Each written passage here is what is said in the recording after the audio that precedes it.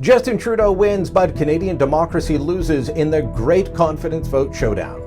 Hi, I'm Brian Lilley, political columnist for the Toronto Sun. And in case you missed it, well, the vote to establish a committee that would look into the WE scandal and other goings-on surrounding the government's COVID-19 response, it was shot down 180 to 146. The Liberals getting the support of the NDP, the Greens, and some independents. Well, the Conservatives in the bloc not able to overpower that. Now, it's strange that a vote to establish a committee was determined to be a confidence vote, but there you had Justin Trudeau saying just the fact that MPs and the Conservatives and the Bloc Québécois wanted to ask the government some tough questions. Well, that was enough to trigger an election if they voted for it. He doesn't want to answer these questions.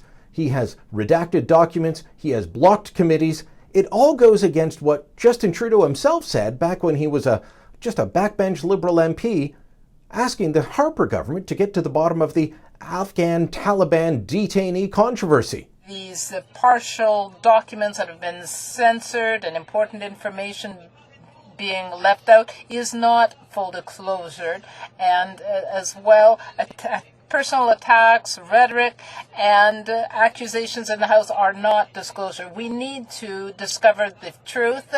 Bits of blacked out paper. How familiar that sounds.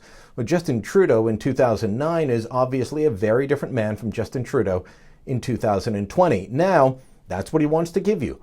Bits of blacked out paper. He wants to give you rhetorical, personal attacks. He wants to give you non-answers. He obviously has something to hide when it comes to this. The idea being floated by the Liberals is that it was offensive to have so many opposition MPs on the committee. Well, I'm sorry. That's the way it operates in a minority parliament. The government doesn't get the majority. They don't even get 50%, which is what the Liberals are calling for when it comes to seats for looking into this matter. Why is that important? Well, because if the Liberals have even half, never mind a majority of the seats, they get to block any request for information, for papers, for handing over emails, memos, and anything else that might be incriminating. They just get to say, no, we don't want to look into that. That's not how democracy should work. And in fact, that's the big takeaway from the vote on Wednesday afternoon, is that Canadian democracy is sorely lacking.